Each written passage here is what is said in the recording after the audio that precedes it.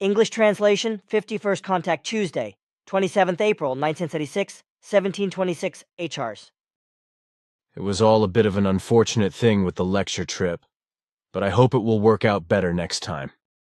Sure, but you should obviously make a little effort to organize yourself, even if these things do not suit you. I have thought of that, and I am going to try. But during my short journey, various questions arose. I was also asked many questions. Do you have time to answer all these questions for me? Sure, I am in no hurry. All right, thank you. My first question is about Mario Bertossi, whom you told me was a real contact person.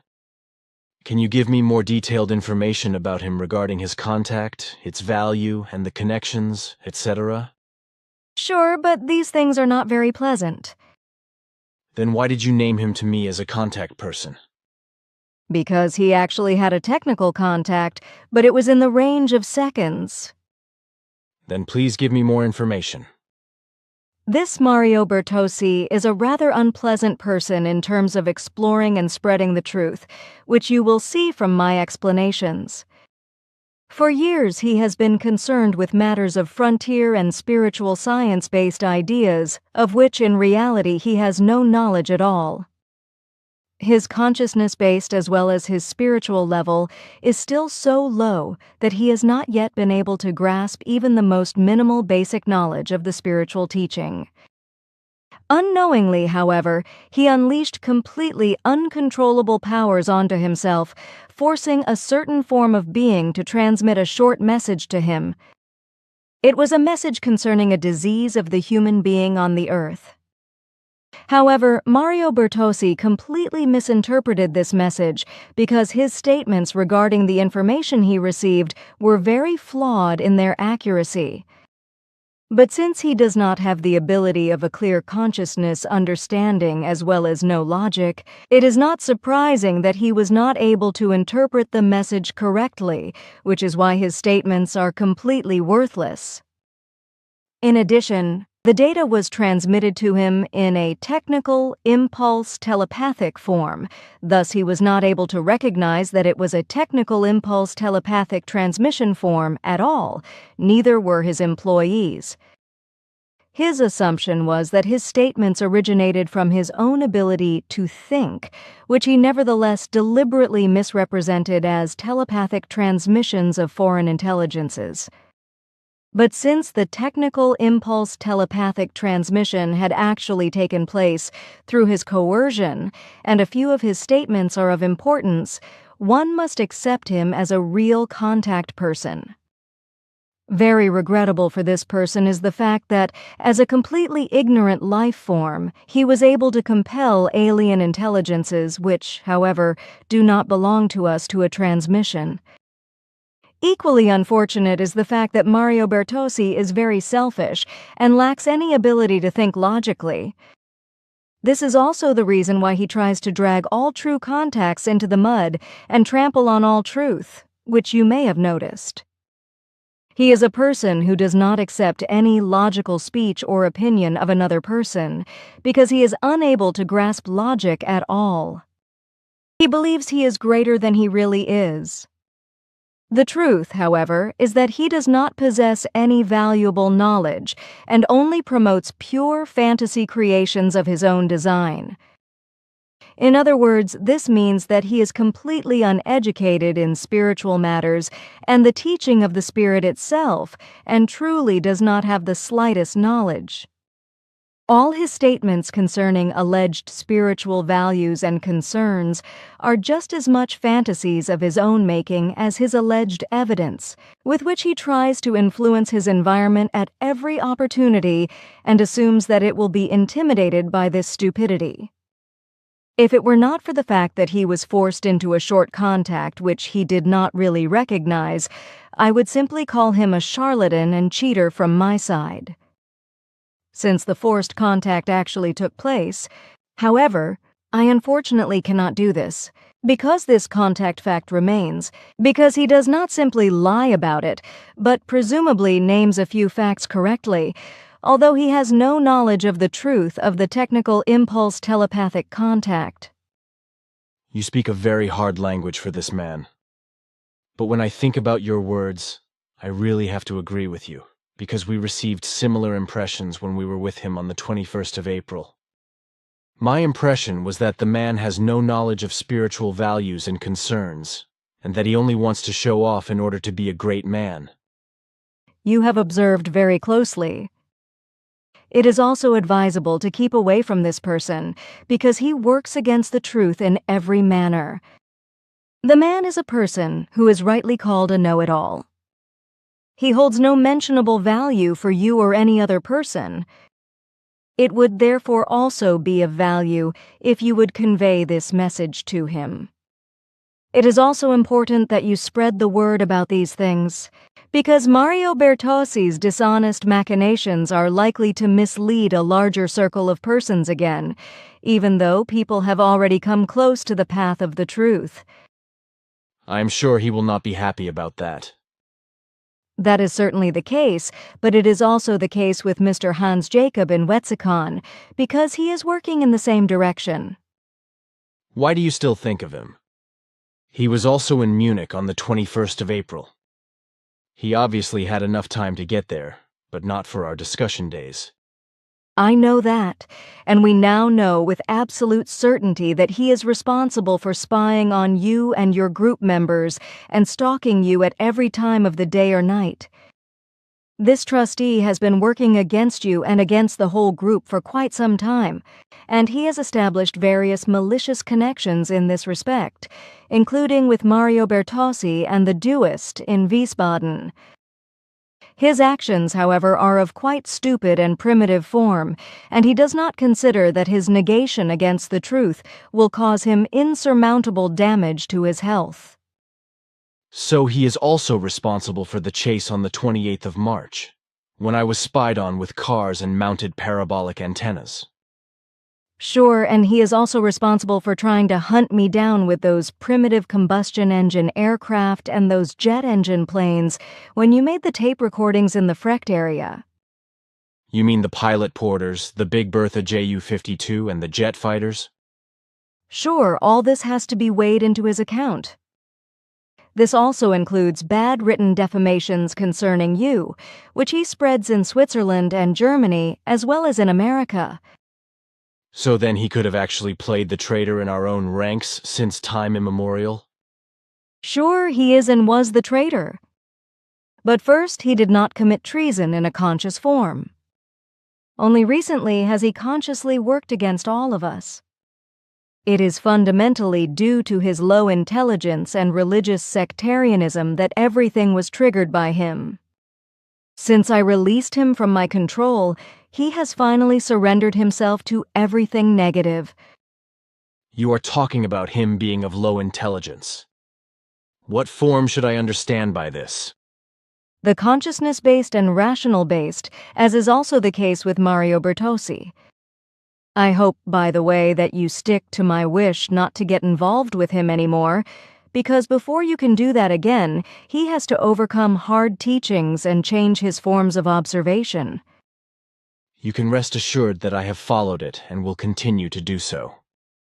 I have a letter here from Mario Bertossi which you should read. If that is your wish, these lines are quite lowly intelligent and even primitive.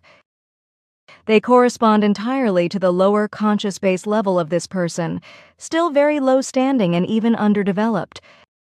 You should not try to answer those lines. It should be enough if you send him a copy of my statements about him without a personal response. This would be unnecessary work for you, for this person is too taken up with himself and his charlatan and foolish imaginations to accept teaching words from you or any other person. If you think so, do you not find that you are going very hard on him? On the contrary, I should use an even harder language. You are far too mediatory in these particular cases, which is why I have to take the floor. It is all about much more than just uncontrollable fanaticism, megalomania, and the fraudulent charlatanry of some ignorant elements. Think only once of the actions of Hans Jacob, who has clenched certain waves of anger in himself, only because he himself cannot be the person who functions in the first and most important place. To this day, he cannot cope with the fact that another person has to fill in this position and not him. He has not yet become aware that with his minimal and rather miserable education, which comes only from books and the like, he will never be able to work himself into a position like yours. But the same goes for Mario Bertossi, who also believes himself to be called to higher things, but who is not even able to give advice of the slightest importance to those of your group, who will still come to you in some time completely ignorant in spiritual matters. I see, now I know a little more. But that leads me straight to another question, namely the tricky 3-point at Bachtel. Did you find anything there now? Quetzal has been very busy with this. Yes, he did not make an effort for nothing. At 3 different locations, extremely small amplifier stations were set into trees at intervals of 230 meters each. These stations, with a size of just under 1 square centimeter, functioned and served as relay stations which transmitted interference oscillations from a central transmitter in very intense and dangerous values. The central station floated in a constant position high in free space, but we could not clarify its origin. We only have probability calculations for this, but with only 47 values, they allow a very small evaluation. I understand, but I am still thinking about a certain possibility. We have also considered this possibility, and there are indeed several things that point to Giza. What do we do now? Quetzal has removed the stations, but this does not mean that such devices will not be reinstalled elsewhere. These things, however, are to be monitored by us in the future, which will reduce the potential for disruption. Thank you, girl. That is very kind of you. It is also in our interest. I do not want to argue about it. I have other things. About 2 weeks ago, I found out that I made a terrible mistake in writing down your last reports, which I then explained to Mr. Schutzbach when he asked me a question. I thought you told me Earth was 646,646,000 years old. This was in connection with the oil production of the Earth and the ores and minerals, etc. Do you remember that? Of course, but why do you ask? Since I constantly lacked the time to correct the reports after writing, I did not notice that I wrote millions instead of billions. I simply twisted the values, which is why I wanted to make a corresponding attachment to point out this and other spelling mistakes, etc. Unfortunately, I have not found the time yet. This is not of great importance because all group members, etc., are oriented about the fact that you lack the time for such corrections. So they will not complain about the confused values if you can make a correction later. Besides, we are correcting the contact reports together, so we will correct this error as well. This may be correct, but not for other people, such as a Herr Ahrens in Rimstind, or as the village in Germany is called. This man is concerned with astronomy and has complained in writing about this error. That is why you do not have the slightest reason to get upset. His understanding of things would probably be very poor if he, as an expert in these matters, did not realize that there was a writing error. If he had processed the whole and taken it in with clarity, that he would have recognized that it was only a case of mistaken spelling. But the earthly astronomers in particular live in pure assumptions and make assertions that are foreign to any reality. For the orientation of this Mr. Arend, however, I would like to explain to you here that you are to tell him that it is only a matter of a writing error. The exact age of the Earth's existence is 646,646,000 years, calculated from the time when the first gas atoms were formed, merged, and later collected. The evolutionary process up to the solid planetary body thus took about 641,641,000 years, after which the basic life forms developed later. from which the first lichen-like flora forms developed, from which gradually, in the course of further billions of years, higher plants and later also animal forms developed. Then, after further billions of years, human beings were created as independent life forms, which, however, were already influenced soon after their emergence by space-traveling foreign human races. This was about 8.5 to 4.5 million years ago. And since Earth has existed as a solid finished mass, this is a period of about 5,000,000,000 years. Its entire development, however, took about 646,646,000 years from the very beginning of the first gas atom formation. In ignorance of the real events surrounding planetary formation, the earthly scientists calculate all the relevant concerns in false values. Consequently, they achieve endless false results, and they do not want to be instructed. For centuries, they have tried to calculate and prove all things according to their very faulty mathematics, but they rarely achieve truthful results, even in relation to the real distances to the stars. Nevertheless, they claim that their calculations correspond to the truth, even if they often have to correct them after centuries, which is very difficult for them because they do not want to admit their mistakes to the masses. They are and remain simply the incorrigible know-it-alls.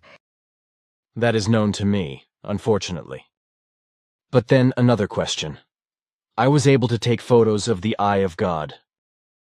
You told me at that time that this structure was a work of human creation, a memorial of a megalomaniac god, so to speak. Is that really true? Sure, you doubt my testimony? Certainly not. I just wanted to check it out again. But is this structure the only such work in the universe? Your question is truly very illogical. The Eye of God was created by a human being, as I have explained to you before. Such things, however, can only be produced by a human being if the universal force and all natural processes permit such a creation, which, in other words, means that corresponding models of natural origin must be present. This means that cosmic forces and formations, etc., of any life forms can only be transformed into certain values and effects if these values and effects already exist. From this you can infer that for the Eye of God there must already have been an example, namely of natural origin, otherwise the Eishwish would not have been able to create it. Yet I have known that. Of course, you had to, even if not in astronomical matters. All the more your question seems illogical and even lowly intelligent to me. It must be clear to you that if the Ishwish was able to create the Eye of God, then there must already have been similar models in natural form, of which in this galaxy alone, 602 are known to us in smaller or larger dimensions, while in the entire universe there are countless numbers. Aha, that is exactly what I wanted to know, not for me, because the question comes from someone else, also from this Mr. Ahrens in Rimsting.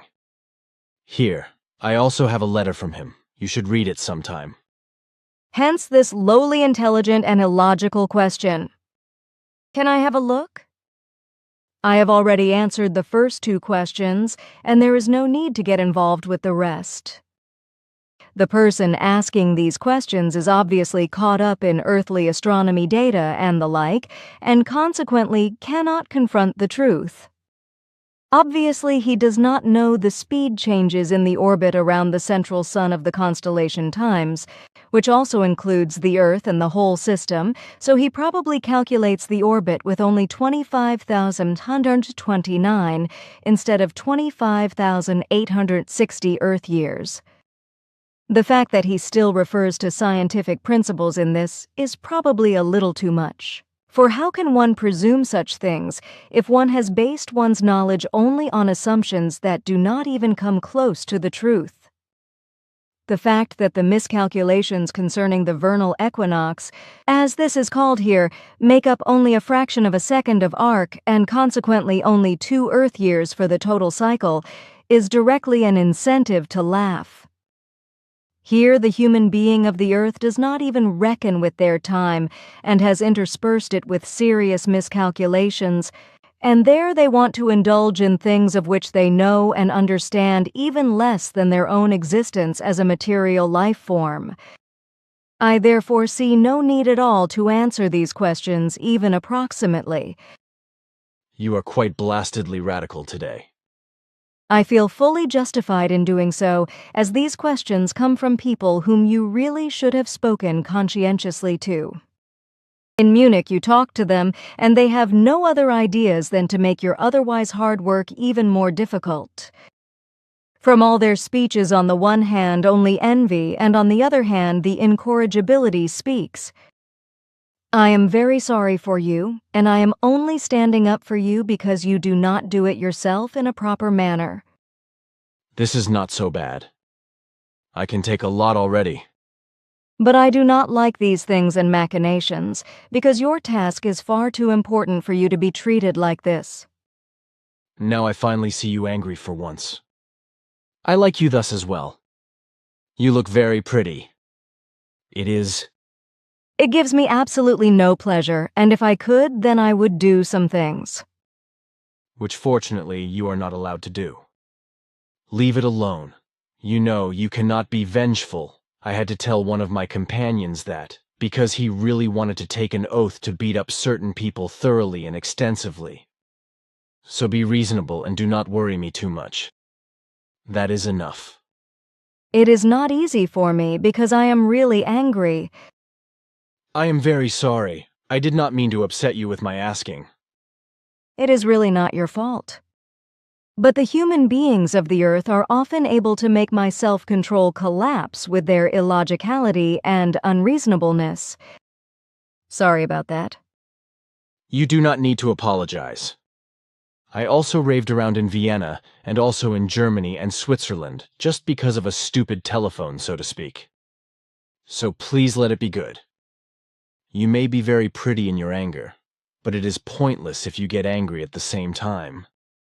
I cannot tell you otherwise, because I am too coarse for such consolations. You are very kind, thank you. I did not think it was possible to ever lose control of myself. You are only human, though much further up than us earthworms. That has its validity, but nevertheless... Please, it is really understandable that you got angry. With such primitive machinations, one must really begin to become irritated. Even though I am very sorry for your being agitated, I am still happy about it somehow. It makes you very human, and on the other hand, you look unusually pretty in anger. It is not a flattery, it is a statement. You are really very sweet. Do not talk about it. It is actually so. Sure, if you say so. I thank you. It is all right. I was prepared for an outburst of rage. When I drove with my colleagues from Vienna to Munich, I caught a symbolic picture that revealed your anger to me. I had about 24 hours to gnaw at it before I was able to decipher it, because it was a completely strange picture to me. I did not even know where it came from, and 3 of the signs were absolutely alien to me. That is incredible. You do not even generally know these picture forms. I did it anyway, and I found out that it meant something like, there is anger blazing in me. That is very correct. There were some things that escaped me that I had simply lost control of, especially when I realized that you were homeward bound. I analyzed the why and found out that it was mainly due to the negative impact of Hans Jacob and Mario Bertossi that the whole undertaking went off course. I already located these powers on the 21st of April in Munich when you had a conversation with Bertossi. But I could not do anything about it because I would have had to use force. So did you monitor what happened? Is that why you were over Germany? You said hello to us and let us see you when we drove to Vienna. It was about 3 o'clock in the morning. We were all very happy to see you.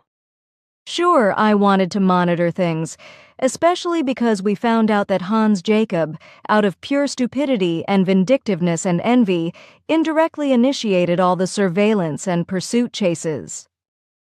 The final prompt for my flight to Munich resulted from the fact that Hans Jacob went there himself. I understand, but what are you going to do? I cannot answer that question yet. First, I have to consult with the others. It would be appropriate for me to teach these two people a hard lesson. You cannot be vindictive. On the other hand, remember that these men are somehow like little children who just squirm because they do not have and cannot achieve what they imagine. It is admirable, by the way, that you could hold on to yourself so long before you let your anger run free. I must have noticed from the very beginning that everything trembled in you, and that your harsh words were only suppressed anger. These unpleasant appearances cannot be concealed from you? Hardly, because I have personal experience in it, at least from the past. But let us not do that now. I just think there should be enough talking about these things. Look here, wait a minute. This is a book by a Professor Sloman. I am to hand it over to you. Maybe you have the goodness to deal with it in detail, and then express your opinion. It is very important for the man to hear your verdict on this. If it is your wish, then I would like to do it. You will have to be patient, though, maybe 2 or 3 weeks. Of course, thank you very much. But now something else. Especially in Vienna, I was asked a lot of questions to arrange a contact with you. Is there not a possibility? You know, I cannot respond to that kind of demand. It remains that we are only in personal contact with you alone. There is no possibility of circumventing this provision, which is what the High Council has ordered. A brief visual contact. On the night of the 23rd of April 1976, Billy J. Birchinger and I drove in the car from Munich to Vienna. On the way, in the Linz area, we stopped for a short break. We had just got back into the VW to drive on. Suddenly, Billy rips open the door on his side and shouts, "She's right above us!" With an acrobatic effort, we also jump out of the vehicle. Really, directly above us, a red triangle moves swiftly along. It seems to come from the Munich area and is now aiming towards Switzerland. I am directly above you and greet you. This is what Simyase had just let him know, Billy said. Exciting and at the same time gratifying, this greeting. A short time later, we rolled on towards Vienna. On the way back from there, we also experienced an interesting interlude. Billy was apparently dozing in the car, but suddenly he grabbed a pen and with his eyes closed he scribbled strange symbols on a piece of paper. Just like us, he could not make sense of these symbols, nor did he know where they came from. They were simply there, picked up like a stray radio message. He thought he could understand some of the signs. But for the rest, he studied it all the way to Switzerland and spent another night there. Then he had the solution. Anger is burning in me. And that must have escaped Simyase uncontrollably, as she also confirmed to him later. All the difficulties and hardships we had to face on the unsuccessful lecture tour must have aroused her very much, especially when she noticed that we were on our way back. Mr. Meier has had some experience with symbols of this kind. After all the information he receives reaches him in this manner.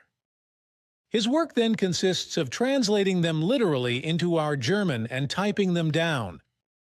Exceptions were only a few Earth humans who were your teachers and with whom telepathic contacts had always existed. For my part, therefore, I cannot change these provisions, and the High Council will not do so either. Apart from your living Dharmawara teacher, only you are capable of our cooperation. Obituary. On Saturday morning, the 26th of June 1999, my venerable dear teacher, monk Dharmawara Mahathera, passed away at the age of 110. He was conscious until the last moment before he passed away painlessly and peacefully. Mouse over for AI colorization.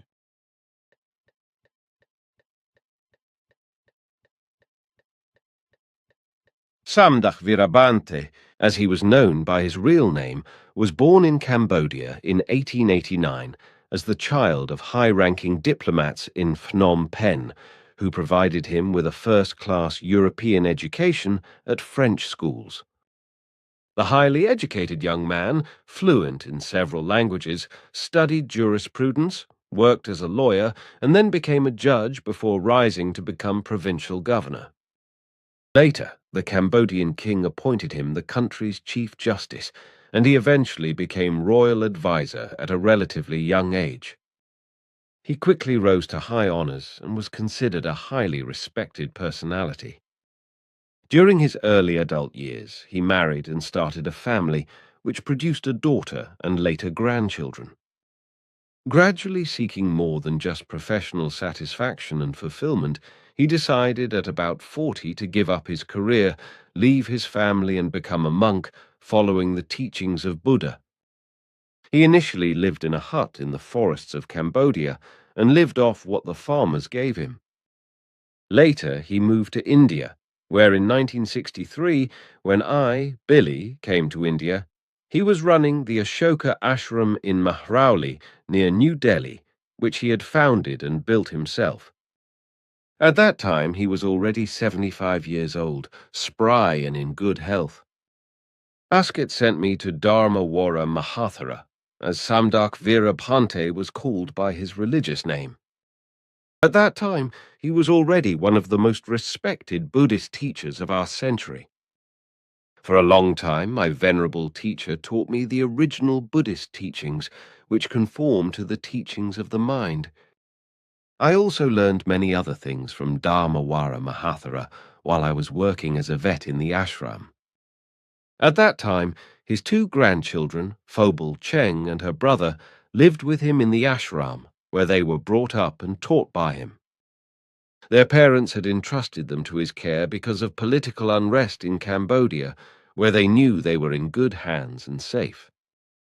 In 1967, after I had met and married my wife Calliope in Greece in 1965, we came again on our journey together to the Ashoka Ashram, where we stayed for 2 months this time. Also, during this time, the Venerable Dharmawara Mahathira, who in the course of time had reached the highest rank as a Buddhist monk and was held in the highest esteem in his circles, taught me. Throughout the time I spent at Ashoka Ashram, I often witnessed blue-skinned visitors who sought out my venerable teacher and who inexplicably just appeared and disappeared. These blue-skinned human beings came from the underground city of Agartha, located in the Himalayan mountains, which was originally founded by extraterrestrials and is now inhabited by their descendants. After I left the Ashoka Ashram in Mehrauli in 1967, I did not hear from Dharmawara Mahathira for almost 27 years before his granddaughter, Phobal Cheng, contacted me, thus re-establishing indirect contact. In the last few years, she informed me about her grandfather and his life, and also about the fact that he had handed over the Ashoka Ashram to Tibetan monks, and, at the age of 85, had moved to California to live with his grandson. There, his disciples asked him to found a Buddhist temple and monastery, which the aged monk then presided over until his passing. In America, too, my venerable teacher once again attained the highest reputation and great honors. Around the mid-90s, Dharmawara found himself in a serious health crisis. His condition deteriorated, so he was given medical care in California and Cambodia by some of his disciples who were doctors by profession. Thanks to their help, he soon recovered and resumed his teaching activities, which he continued until his passing. Dharmawara Mahathira, to whom I owe great knowledge and deep insight into Buddhist teachings, will always be remembered as my venerable, dear teacher. Billy. Necrology by Michael Hesemann, Editor-in-Chief Magazine 2000 Germany. He died conscious, awake, and painless at the ripe old age of 110. Samdach Virabhante was one of the most respected Buddhist teachers of our century. Known by his religious name, the Venerable Dharmawara Mahathira, the native Cambodian provided spiritual assistance to the heads of state of Cambodia and India. He was the spiritual advisor to Cambodia's King Norodom Sihanouk and watched over the deathbed of India's first Prime Minister Jawaharlal Nehru. The son of an upper-class family from Phnom Penh made a career as a lawyer, judge and provincial governor, and was even appointed Chief Justice of the country by the king. But when he turned 40, he left his wife and young daughter to go into the forests and follow the teachings of Buddha. The highly educated man, sent to French schools by his parents, high-ranking diplomats, and fluent in several languages, renounced the luxuries he had known until then, cigarettes and alcohol, to live in a hut and feed on fruits and vegetables given to him by the farmers. Then he went to India to found the Ashoka mission, named after the first Buddhist king of the country, who had tried in vain to spread the teachings of Buddha in the land of the Hindus 2,300 years ago. He spent 45 years there, finally giving the monastery in Mehrauli, near New Delhi, to Tibetan refugees and going to California, where his grandson lived, while his granddaughter Phobal Cheng worked in New York as her country's UN ambassador. But the 16,000 Cambodians living in Stockton, California, asked the aged monk to found a temple and monastery, which he presided over until his death. And again pilgrims flocked to the holy man. When he passed away, even the Los Angeles Times on 3 July 1999 paid tribute to him with an obituary. His ashes were taken to shrines in India and Cambodia. What the newspaper did not mention, Dharmawara was one of the teachers of the Swiss UFO contactor Billy Edward A. Meier. As his granddaughter Phobal Chung revealed publicly for the first time in February 1999 at the UFO conference in Laughlin, Magazine 2000 reported, she and her grandfather witnessed the numerous UFO sightings over Ashoka Monastery.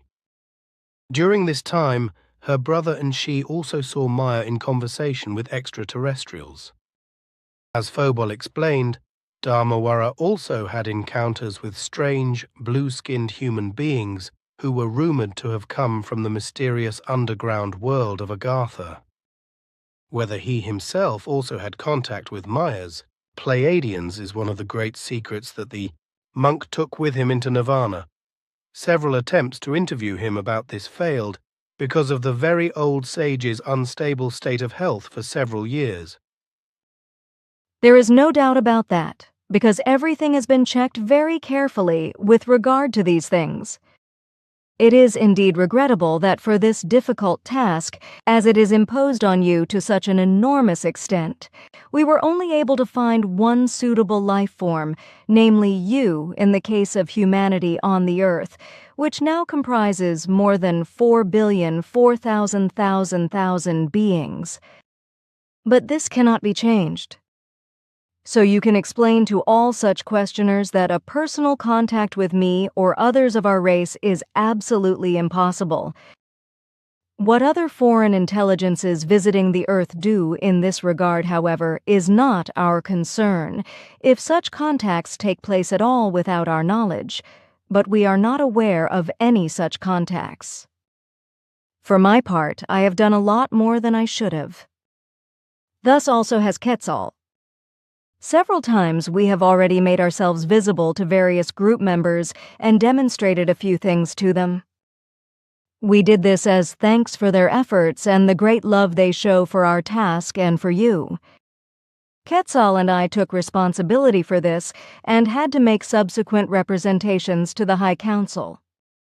Fortunately, however, we were not reprimanded, and we received permission to continue to make ourselves visible to the group members here and there, but only under very specific security measures.